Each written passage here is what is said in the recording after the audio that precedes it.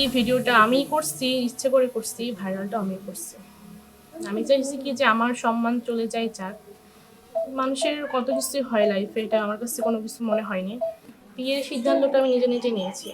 সে রাজি হয় নাই, আমি তাকে ভিডিও ভাইরাল করার পরে বলছি, ওকে বলতেছি আমার সাথে রিলেশনে যাওয়ার কথা। সে তো বয়স্ক ছিল, তার সন্তান আছে, তার ছেলে আছে, তার বউ আছে, সে কিভাবে ভুল করতে পারে? যে কাজটা হয়ে গেছে অসুস্থ যে কাজটা করেছে এখন বিচারে যায়।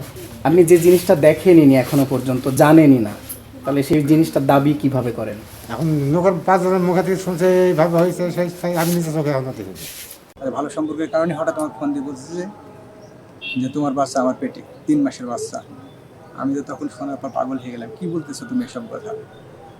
এখন তখন প্রস্তাব আমাকে বিয়ে করতে হবে। আমার সাথে কোনো ক্রমে সম্ভব না, তুমি আমার ছাত্রী, তোমাকে আমি বিয়ে কীভাবে করবো? শেষে আমাকে 40 লক্ষ টাকা দিতে হবে, তো যদি না দাও তাহলে ভিডিও ভাইরাল করে দেবো। আমি কিসের ভিডিও, আমি তো তাও জানি না কি ভিডিও আছে না, সেটাও আমার জানা নাই। আর ওর পেটে বাচ্চা হওয়ার প্রশ্নই ওঠে না, এই ধরনের কোনো কিছুই নাই যে তার পেটে আমার বাচ্চা হবে। আর উনি আমাকে দীর্ঘদিন ধরে ভালো সম্পর্কের কারণে ব্ল্যাকমেল করে আসছে। আর এটাও জানতে পারবেন আপনারা, কিছুদিন আগে ওর হাত কেটেছে, এখনও দেখেন মানে হাত কাটার আমাকে ভয় দেখায়, নাহলে আমি আত্মহত্যা করবো। তারপরে আবার কিছুদিন আগে আমাকে ভয় দেখি অনেকগুলা ঘুমের বড়ি খেয়ে সদর হাসপাতালে ভর্তি ছিল, এটাও আমাকে ভয় দেখায়। কিন্তু আমি এর উপর থেকে আমি আর চাপ নিতে পারতেছিলাম না। আমি বারবার বললাম যে তুমি কিছু টাকা পয়সা নেওয়া নিয়ে করো, তারপরে সে কখনো নেই কথা ফাইল করে। শেষ পর্যন্ত আমি তো নিজেই বুঝতে পারছি না আমি কী করবো। আমরা এখনো লিখিত অভিযোগ পাইনি। যদি লিখিত কোনো অভিযোগ পাই তাহলে সে বিষয়ে আমরা খতিয়ে দেখবো।